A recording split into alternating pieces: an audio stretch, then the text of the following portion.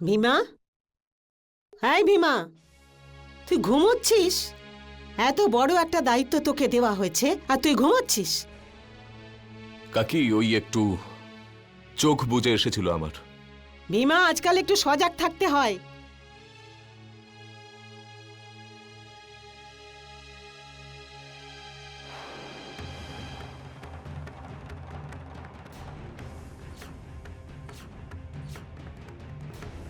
আরে, আমার আসল মুক্তোর হার কোথায় গেল?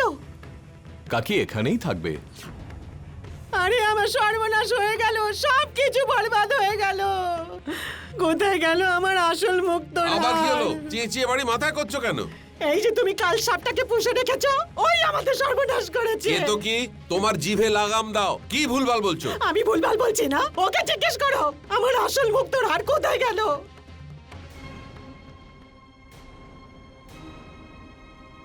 ভীমা, হরি কাকা এখানেই কোথাও থাকবে। এখানে তো সারা রাত কেউ আসেও নি। আরে, আমি তো প্রথম থেকে বলতাম ও একটা ঠক, ও একটা ঠক, কিন্তু আমার কথা কে শোনে? হে ভগবান, আমি এখন কি করব? আমার আসল মুক্তোর হার চুরি হয়ে গেছে। যেদিন থেকে হরি কাকার দোকানে তুই এসেছিস সেদিন থেকে আমাদের ব্যবসা নষ্ট হয়ে গেছে। কোনো খরিদ্দার আমাদের দোকানে আসে না। তুই এক কাজ কর, তুই হরি কাকাকে ছেড়ে এখান থেকে চলে যা। তুমি এই অর্থ রাখো আর এই রাজ্য ছেড়ে তুমি চলে যাও। আমি কোনো মতেই হরি কাকাকে ছেড়ে যাব না। এর থেকে ভালো সুযোগ পাবো না এই ভীমার সাথে সব হিসেব মিটিয়ে নেওয়ার। হ্যাঁ, এ তো চুরির ব্যাপার। তাহলে তো কোতোয়ালকে খবর দিতে হবে। আরে না না ভাই, একটু দাঁড়াও। ভীমা চুরি করতেই পারে না। খুঁজে দেখো, এখানেই কোথাও আছে। আমার মুক্তোর হার চুরি হয়ে গেল, আমার সর্বনাশ হয়ে গেল। আমি এখন কি করব? কোথা থেকে নিয়ে আসবো আমি আসল মুক্তোর হার?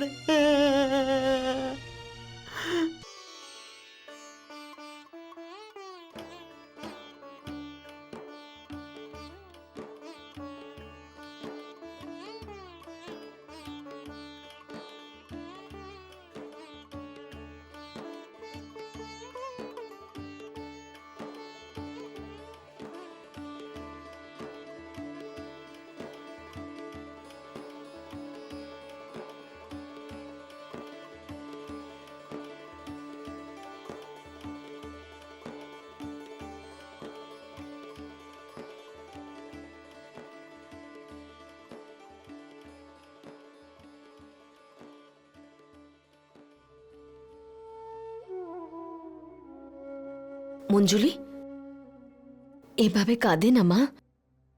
এখন আমি এসে গেছি তো, সব ঠিক হয়ে যাবে। মা, আজ পর্যন্ত আমি উজ্জয়িনী সুরক্ষার জন্য চুপ করেছিলাম। এবার যখন আপনি এসে গেছেন, এখন থেকে উজ্জয়িনী সব দায়িত্ব আপনি পালন করবেন। এবার আমায় আজ্ঞা দিন মা। আর বাবা যেখানে থাকুক ওনাকে ঠিক খুঁজে আনবো, যেখানেই থাকুক না কেন।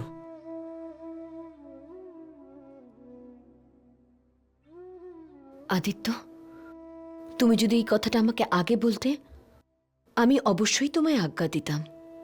কিন্তু এখন তুমি যুবরাজ, আমি তোমায় কোথাও যেতে দিতে পারি না। তুমি চিন্তা করো না। আমি শনিদেবের এমন মহিমা দেখেছি যে আমার বিশ্বাস ওনার প্রতি আরো বেড়ে গেছে। উনি আমার প্রাণ বাঁচিয়েছেন আর আমাকে দেখাও দিয়েছেন। ওনার কোনো কিছুই অজানা নেই। আমার পূর্ণ বিশ্বাস যে তোমার পিতাকে উজ্জয়িনীর বাইরে নিয়ে যাওয়ার পেছনে ওনারই কোনো মায়া, আর উনি তোমার পিতাকে সুরক্ষিতভাবে উজ্জয়িনীতে আবার ফিরিয়ে আনবেন। এখন তুমি যুবরাজ বাবা, এই উজ্জয়িনীর সিংহাসনের মর্যাদা রক্ষা করাই তোমার ধর্ম।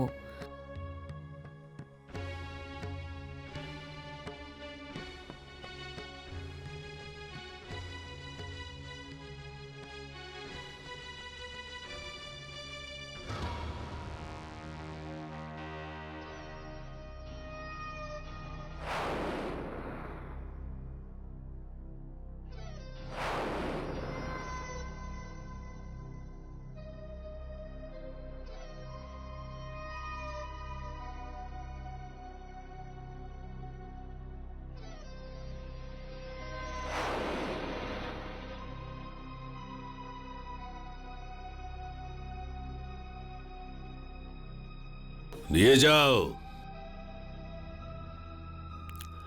এটা কি করে হতে পারে? বিক্রম বারবার আমাদের হাত থেকে কি করে বেঁচে যাচ্ছে? মহারাজ, এমনটা ঘটেনি তো যে বিক্রমাদিত্য আমাদের প্রদেশেই না! নেই? না! না! সেনাপতি, বিক্রমাদিত্যকে আমি নিজের চোখে দেখেছি।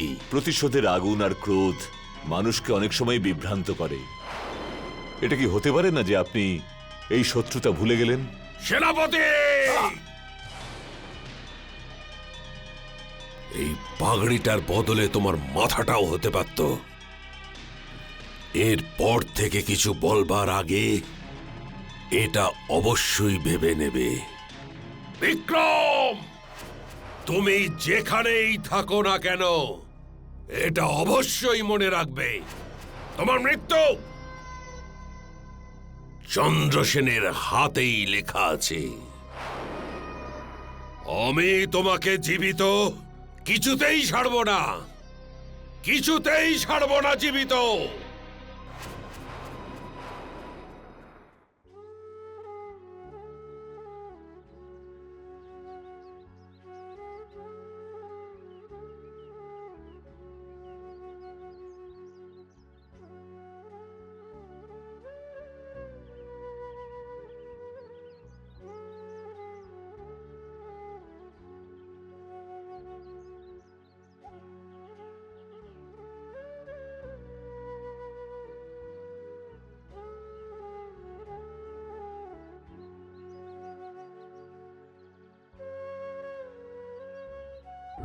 ভীমা,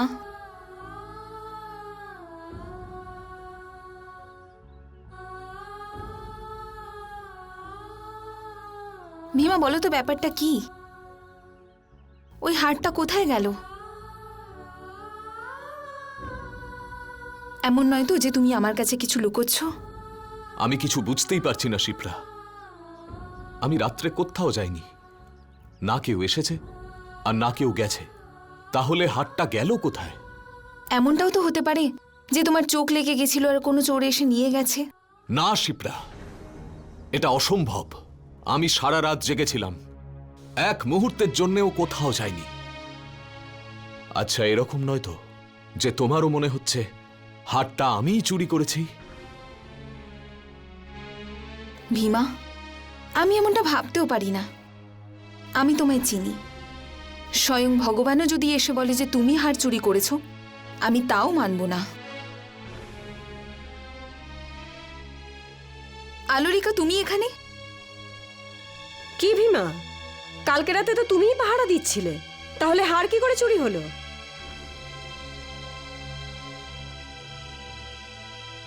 ভীমা হারটা চুরি করেনি। আমি জানি, ও নিজের ধর্মকে খুবই মানে। ও কোনো চুরি করেনি। কিন্তু হ্যাঁ, হার খুঁজে পাওয়া যাচ্ছে না। চুরি যেই করে থাকুক, শুলে কিন্তু তুমিই চড়বে। আর এটা আমি তোমায় কথা দিলাম।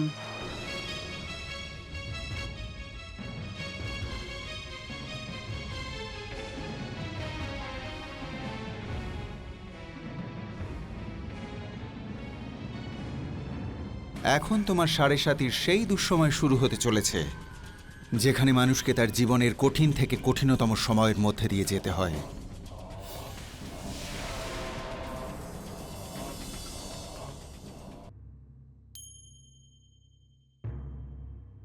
কোতোয়াল বাবু, চুরির খবর তুমিই দিয়েছিলে। কি চুরি হয়েছে? কোথায় সেই চোর?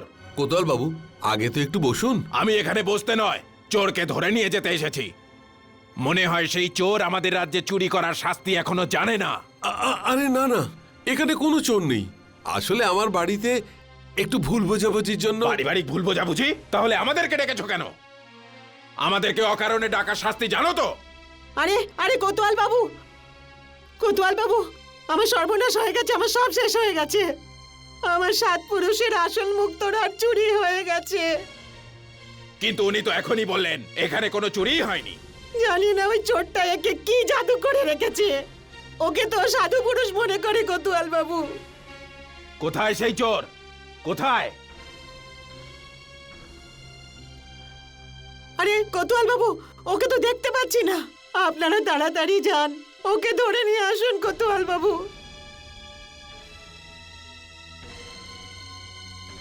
আরে কেতকী, চিন্তা করো না, হার পেয়ে যাবে। আমার হার। ভীমা, তুমি এখান থেকে চলে যাও।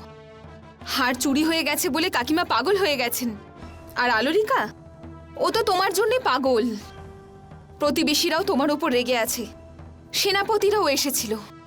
ঠাকুর না করুক কোনো দুর্ঘটনা ঘটার আগে তুমি এখান থেকে চলে যাও ভীমা, চলে যাও। না শিপ্রা, আমি কোথাও যাব না।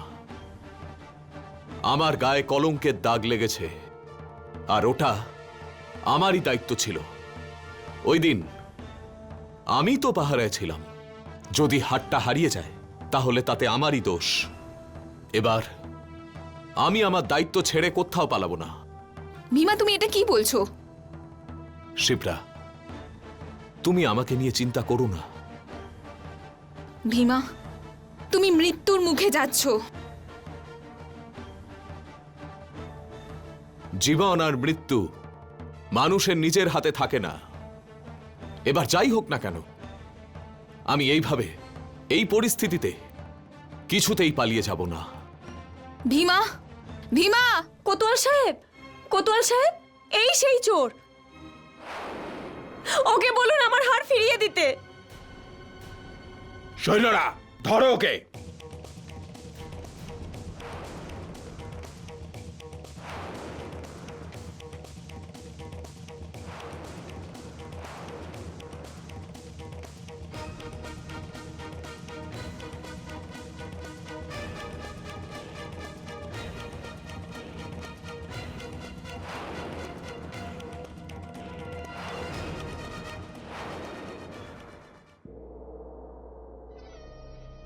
কে এই ব্যক্তি?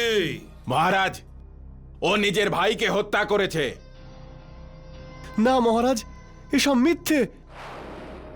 আমি আমার ভাইকে খুন করিনি, ওটা একটা দুর্ঘটনা ছিল। এটা হত্যা ছিল না দুর্ঘটনা, তার বিচার আমি করব। তুমি পুরো ঘটনা বলো। আমাদের বাবা মারা যাওয়ার পরে ভাইদের মধ্যে ভাগ বাটোরা হয়। আমার ভাগের জমিতে একটা পুকুর পড়ে। আমি ওই পুকুরের মাছ বিক্রি করে নিজের সংসার চালাই। আমার ভাইও লুকিয়ে চুরিয়ে ওই পুকুরের মাছ চুরি করত। আমি ওকে অনেকবার বারণ করেছিলাম, কিন্তু ও আমার কথা শোনেনি। আর এই ব্যাপার নিয়ে আমাদের দুই ভাইয়ের ঝগড়া হয়, আর আমি পুকুরের পাড়ে ওকে ছেড়ে চলে আসি। তারপর ভাইয়ের পা পিছলে পুকুরের মধ্যে পড়ে গিয়ে ও মারা যায়। ওই পুকুরটা তোমারই ছিল, তাই না? তাহলে বিষয়টা একদম পরিষ্কার।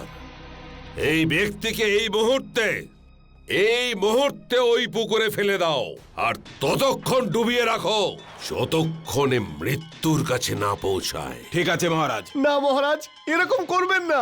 নিয়ে যাও। মহারাজ আমার কথা শুনুন। মহারাজ, মহারাজ আমি ওকে মানিনি মহারাজ। মহারাজ! আর কোনো মামলা?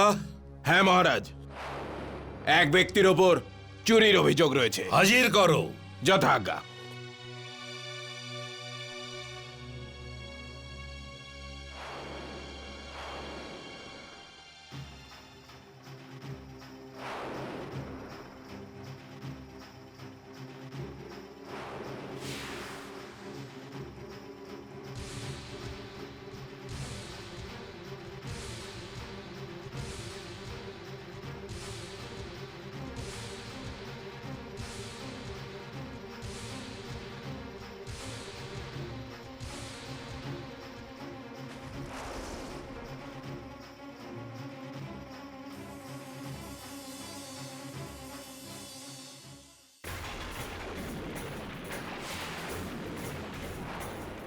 চন্দ্রসেন, তোমাকে শাস্তি দেওয়া হচ্ছে। তোমাকে তোমার রাজ্যে সুরক্ষিত পৌঁছে দেওয়া হবে। না না না! বিক্রমাদিত্য, আমার সঙ্গে এরকম দুর্ব্যবহার করো না। তুমি যদি চাও আমাকে শুলে চড়িয়ে দাও, যদি চাও তো আমাকে কারাগারে বন্দি করে রাখো, কিন্তু আমাকে আমার প্রজাদের সামনে আমার রাজ্যে ফিরিয়ে দিও না।